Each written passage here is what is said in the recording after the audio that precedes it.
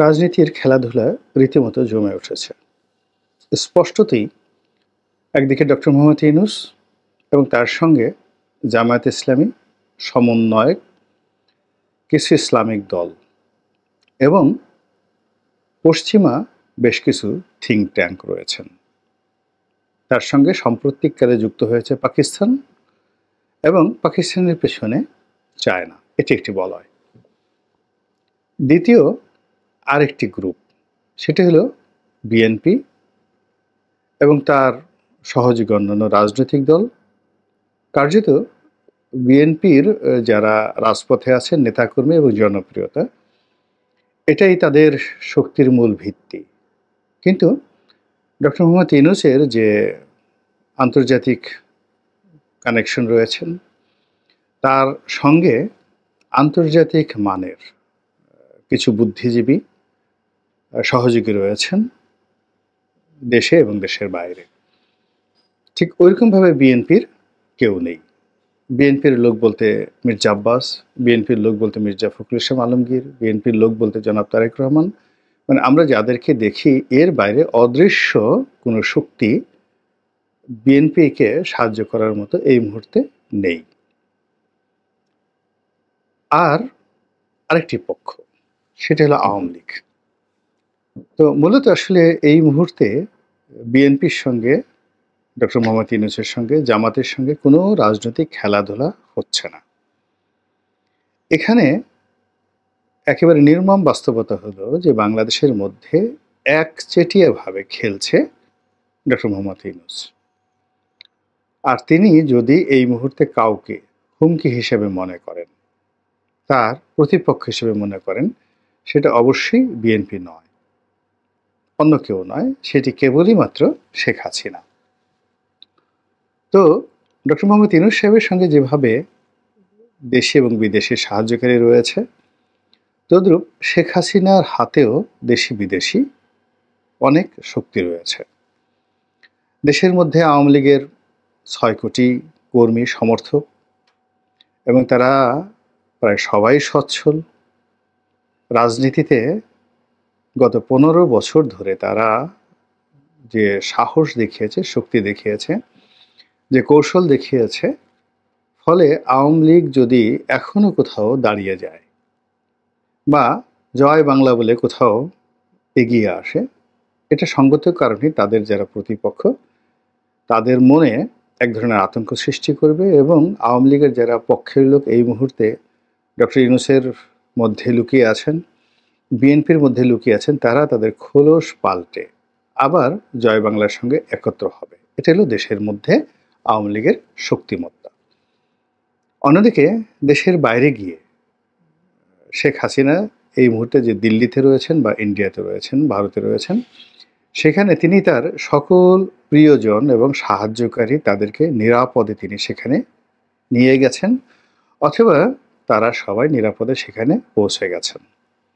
সকল member of parliament, বেশিরভাগ সকল মন্ত্রিপরিষদের সদস্য, তার পরিবারের আত্মীয় এবং স্বজন যারা রয়েছেন তারা, এবং ভারতের বাইরে ব্যাংককে একটা গ্রুপ রয়েছেন, সিঙ্গাপুরে একটা গ্রুপ আছেন, ইংল্যান্ডে অর্থাৎ লন্ডনে একটা বিশাল গ্রুপ রয়েছেন, অন্যান্য দেশগুলোতে স্ক্যান্ডিনেভিয়ান যে কান্ট্রিগুলো রয়েছে সেখানে একটি গ্রুপ আছে, আমেরিকাতে তো আছেই, এমনকি দুবাই, কাতার, তারপর ব্রুনাই, সৌদি আরবিয়া, এখানেও আওয়ামী লীগের হাজার হাজার নেতাকর্মী রয়েছেন, যারা টাকা দিয়ে, পয়সা দিয়ে, সমস্ত লজিস্টিক সাপোর্ট দিয়ে শেখ হাসিনাকে আবার ক্ষমতায় ফিরিয়ে আনার জন্য সর্বোচ্চ চেষ্টা করে চলেছেন। এবং অবাক করার ব্যাপার হলো যে এদের মধ্যে অনেক ধনী, যাদের নাম আমরা ইতিমধ্যে পেপার পত্রিকায় এসে গেছে, কাজে আমি যদি তাদের নাম বলি এটি বদনাম হবে না। যেমন ধরুন ভারতের আদানি, তারপর এস আলম গ্রুপ, এরপরে ধরুন বসুন্ধরা গ্রুপ, এরপরে আল হারমাইন গ্রুপ, এইরকম অন্তত ১০০টি নাম করা শিল্প প্রতিষ্ঠান, ব্যবসায়ী গ্রুপ, হামিম গ্রুপ আছে, এ কে আজাদ সাহেবের হামিম গ্রুপ আছে, যারা পরিবর্তিত পরিস্থিতিতে এই পরিবর্তিত বাংলাদেশে নিজেদেরকে তারা এস্টাবলিশ করে ফেলেছেন। তো তারা নিজেদেরকে এস্টাবলিশ করে ফেলেছেন, এই গেল এক। ২ নম্বর হলো তারা সমন্বয়কদের সঙ্গে, ইউনূস সরকারের সঙ্গে, বিএনপির সঙ্গে এবং তলে তলে আওয়ামী লীগের সঙ্গে সমান তালে সম্পর্ক বজায় রেখে নিজেদের কর্মকাণ্ড চালিয়েছেন বা চালিয়ে যাচ্ছেন। তো এটি আওয়ামী লীগের একটা বিরাট বিজয় এবং সফলতা। ৩ নম্বর হলো যে আওয়ামী লীগের যে সকল আমলা কামলা, তাদের ৯৯% আমলা কামলা তারা পরিবর্তিত পরিস্থিতিতে মানিয়ে নিয়েছেন। তাদের মনের মধ্যে জয় বাংলা, কিন্তু চোখে মুখে এখন হয়তো বাংলাদেশ জিন্দাবাদ, ইনকিলাব জিন্দাবাদ, নারায়ে তকবীর জিন্দাবাদ, ডক্টর ইউনূস জিন্দাবাদ, এই জিনিসগুলোকে তারা সমন্বয় করে ফেলেছেন এবং ধাক্কা কাটিয়ে উঠে তারা কি করবেন বা না করবেন সেটা একমাত্র উপরে আল্লাহ রাব্বুল আলামিন ছাড়া আর কেউ জানেন না। আমলা কামলাদের পরে যদি বিদেশি শক্তি ধরেন, তো সেক্ষেত্রে চীন, এখনো পর্যন্ত আওয়ামী লীগের বিরুদ্ধে কথা বলা যাবে না। ভারত একেবারে আওয়ামী লীগের পক্ষে, যাকে বলা হয় কোমরে গামছা বেঁধে যেভাবে নেমেছে। ভারত স্বাধীন হওয়ার পর থেকে কোনো রাজনৈতিক নেতাকে আশ্রয় দিয়ে তার পক্ষে এভাবে ভারত কখনো সমর্থন জানায়নি, এবং সেই একক ব্যক্তিকে ক্ষমতায় বসানোর জন্য অভিমান করে একটা রাষ্ট্রের সঙ্গে সম্পর্কের অবনতি তারা কখনো ঘটায়নি, যেটি শেখ হাসিনাকে নিয়ে ঘটাচ্ছে। এটি ভীষণ রকম বাংলাদেশের জন্য অ্যালার্মিং। এর কারণ হলো আমাদের চারিদিকে যে বলয় রয়েছে, সীমান্ত রয়েছে, সেখানে এই ভারতের যে কর্তৃত্ব, এই কর্তৃত্ব কেউ অস্বীকার করতে পারবে না, এবং ভারতের এই কর্তৃত্ব মোকাবেলা করার অবস্থা আমাদের অন্য কোনো বন্ধু রাষ্ট্রের আদৌ নেই। ভারতের সাথে যে সকল রাষ্ট্রের বন্ধুত্ব রয়েছে, যেমন ধরেন আমেরিকা, যেমন ধরুন রাশিয়া, তারা সবাই শেখ হাসিনার বন্ধু হবেন এবং পক্ষে আছেন। কাজেই ডক্টর মোহাম্মদ ইউনূসকে যদি খেলতে হয়, রাজনীতির খেলা খেলতে হয়, তাহলে তাকে শেখ হাসিনার সঙ্গে খেলতে হচ্ছে, আওয়ামী লীগের সঙ্গে খেলতে হচ্ছে, এবং এই বিপদ এবং বিপত্তি মাথায় রেখেই কিন্তু তিনি এগোচ্ছেন। এটা হলো রূঢ় বাস্তবতা। এখন বাস্তবতা হলো যে এই রূঢ় বাস্তবতার প্রেক্ষিতে যে খেলা, রাজনীতির খেলা, সেই খেলায় আমরা যেটা দেখছি, জামাতের সঙ্গে বিএনপির দ্বন্দ্ব সংঘাত হচ্ছে, বিএনপির সঙ্গে অঙ্গ সংগঠনের দ্বন্দ্ব সংঘাত হচ্ছে, তারপর সমন্বয়কদের সঙ্গে বাকবিতণ্ডা হচ্ছে। আসলে এগুলো সবই ধোয়া ধোয়া ধোয়া। পর্দার আড়ালে মূলত যে জিনিসটি হচ্ছে সেটি হলো আওয়ামী লীগ চেষ্টা করছে জামাতের সঙ্গে, বিএনপির সঙ্গে, এমনকি ছাত্রদের সঙ্গে একটি সুসম্পর্ক স্থাপন করার জন্য, অথবা অ্যাটলিস্ট তাদেরকে নিউট্রাল করার জন্য। এবং এই জন্য আপনি দেখবেন যে এই যে যাদের বিরুদ্ধে টাকা পয়সা লেনদেনের অভিযোগ আসছে, এ প্রায় সবই বিএনপি মাইন্ডেড নয়, আওয়ামী লীগ মাইন্ডেড, যারা ব্যবসা বাণিজ্য করেন, ব্যবসায়ী গ্রুপ, তারাই টাকা দিচ্ছে। এমনকি যে সকল গোপন সংস্থা থেকে টাকা পাওয়ার অভিযোগ আসছে, সে সকল গোপন সংস্থার যে টাকা, এটা যে আওয়ামী লীগ থেকে আসছে না, এ কথা কিন্তু বলা যাচ্ছে না। আবার এই সকল কথা মুহূর্তের মধ্যে অতি গোপনীয় কথা, এটি কয়দিন পরে আবার প্রকাশিত হয়ে যাচ্ছে। অর্থাৎ যারা টাকা দিচ্ছে, তারা, যাদেরকে টাকা দেওয়া হচ্ছে, তাদেরকে ব্ল্যাকলিস্টেড করার জন্য আবার এই জিনিসগুলো প্রকাশ করে দিচ্ছে। কাজে এখানে আওয়ামী লীগ খেলছে। তো আওয়ামী লীগ যে খেলছে, সেই খেলার ক্ষেত্রে আমরা যা দেখছি সেটা সত্য নয়, কিন্তু এর বাইরে আরও অনেক কিছু এখানে ঘটে চলেছে।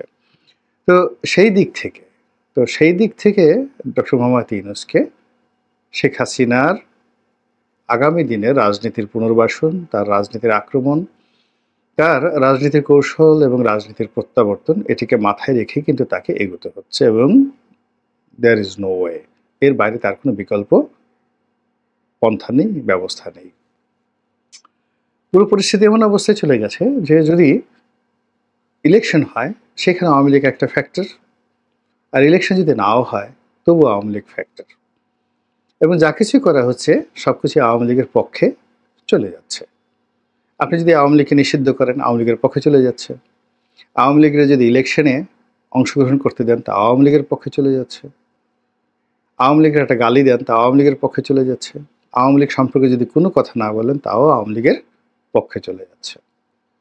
মানে কোনো অবস্থাতেই যে যুদ্ধটা বা খেলাটা ডক্টর মোহাম্মদ ইউনূস ভার্সেস বিএনপির মধ্যে সীমাবদ্ধ রাখা যাচ্ছে না। এটা বারবার ঘুরে ঘুরে ঘুরে ঘুরে দিল্লিতে যাচ্ছে, ঘুরে ঘুরে মোদির দিকে চলে যাচ্ছে। এখন এই যে যুদ্ধ, এই যুদ্ধে কে জয় লাভ করবে? এখন আমরা ডক্টর মোহাম্মদ ইউনূসকে যতটুকু জানি, তিনি হিজ এ ফাইটার, এতে কোনো সন্দেহ নেই।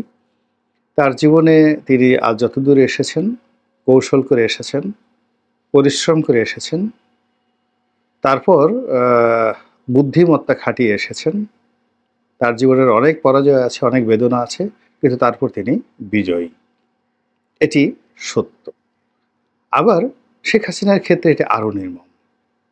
অর্থাৎ তিনি একেবারে মৃত্যুর মুখে দাঁড়িয়ে, জল্লাদের তলোয়ারের নিচে দাঁড়িয়ে তিনি অট্ট হাসি দিয়েছেন। তারপরে সেখান থেকে বের হয়ে এসে তিনি বিজয়ের মাল্য ধারণ করেছেন।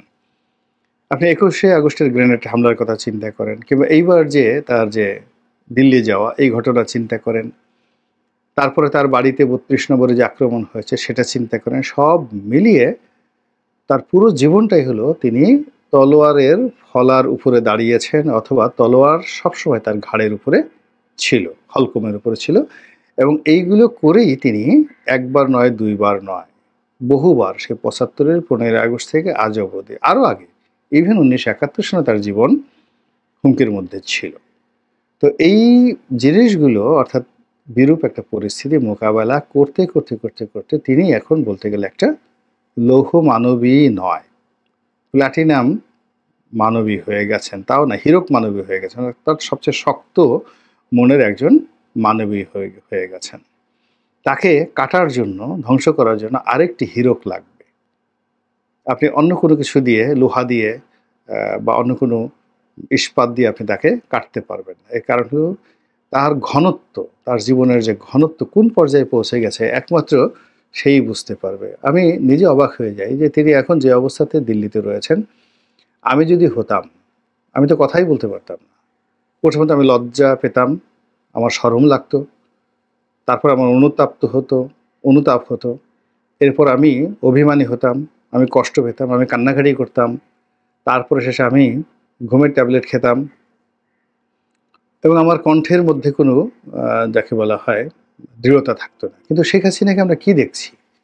দিন যত যাচ্ছে তিনি তত পরিশীলিত হচ্ছেন, তিনি তত জেদি হচ্ছেন, তার কথা তত ইস্পাতের মতো ধারালো হয়ে যাচ্ছে। এবং তিনি ডক্টর মোহাম্মদ ইউনূসের মতো সাজিয়ে গুছিয়ে কথা বলা শিখে গেছেন। আগে যেভাবে সুদখোর, রাজাকারের বাচ্চা ইত্যাদি বলে যে গালাগাল দিতেন, সেই গালাগালগুলো তিনি এখন আর দিচ্ছেন না। তিনি যে সাম্প্রতিক অডিও ফুটেজে যে সকল তার বক্তব্য আমরা শুনতে পাচ্ছি, তিনি খুব ধীর স্থিরভাবে ডক্টর মোহাম্মদ ইউনূসকে ছোট করার জন্য, তার সরকারকে দায়ী করার জন্য, এবং তার নিজের পক্ষে সাফাই গাওয়ার জন্য যে ভাষা ব্যবহার করছেন, এটি তার মুখে আমি জিন্দিগিতে কখনো শুনিনি। শেখ হাসিনা মিন্স ধরো, মারো, কাটো, ওর পাঞ্জাবি খোলো, ওকে জুতো মারো, ওকে গুম করো, তারপরে শেষে ওকে একটু ট্রিটমেন্ট দিয়ে দাও, ওর বাড়িঘর ভেঙে ফেলো। এই হলো ওনার একটা মারদাঙ্গা টাইপের অবস্থা। ঠিক সেই মারদাঙ্গা যে তার অবস্থা, অর্থাৎ তার হস্তপদ এবং মুখমণ্ডল একসঙ্গে যে কাজ করে, সেই কাজ করা থেকে তিনি এখন ইন্টেলেকচুয়াল যে জায়গাটা, বুদ্ধিবৃত্তিক যে জায়গাটা, পরিচর্যা, এই জায়গাটাতে তিনি চলে এসেছেন। এবং সম্ভবত দিল্লির যে নিঃসঙ্গতা বা সেখানে তার কাজকর্মের যে চাপ, সেটা কম থাকার কারণে তিনি চিন্তা করার সুযোগ পাচ্ছেন, গবেষণা করার সুযোগ পাচ্ছেন, এবং সেই গবেষণা করার কারণেই তার বক্তব্য এবং তার উপস্থাপনার মধ্যে বেশ পরিবর্তন আমরা লক্ষ্য করতে পারছি। তো ফলে সামনের দিনে খেলা কিন্তু জমে উঠবে, ভীষণ রকম জমে উঠবে। এবং ইতিমধ্যে ডক্টর মোহাম্মদ ইউনূস বলে দিয়েছেন যে তিনি সাধারণ কোনো খেলোয়াড় নয়, সারা দুনিয়া তিনি খেলে এসেছেন। তার এই বক্তব্যটি শেখ হাসিনার জন্য প্রযোজ্য, নরেন্দ্র মোদীর জন্য প্রযোজ্য, রাশিয়ার জন্য প্রযোজ্য, এমনকি ডোনাল্ড ট্রাম্পের জন্য প্রযোজ্য। এবং আমরা এই অল্প সময়ের মধ্যে যা কিছু দেখেছে যে তিনি সহজে ছাড়ার পাত্র নন। আবার অন্যদিকে যে হীরক মানবী শেখ হাসিনা, তিনিও ছাড়ার পাত্র নন। তিনি একেবারে মরে যাবেন, কবরে যাবেন। আজরাইল যখন তার একেবারে যান কবজ করতে আসবেন, তখন যদি তার সুযোগ থাকে, তখনই তিনি বলবেন যে, "আমাকে ৩০ সেকেন্ড সময় দেন, আমি ডক্টর মোহাম্মদ ইউনূসকে কিছু নসিহত করে নেই।" তো এইরকম একটা জমজমাট যে রাজনৈতিক খেলা, রাজনৈতিক যুদ্ধ, রাজনৈতিক প্রতিযোগিতা, যার কবলে আমরা পড়তে যাচ্ছি, এবং এই কবলে পড়ে আমাদের কি দশা হয়, কি হাল হয়, কি বেহাল হয়, সেটি এখন দেখার বিষয়।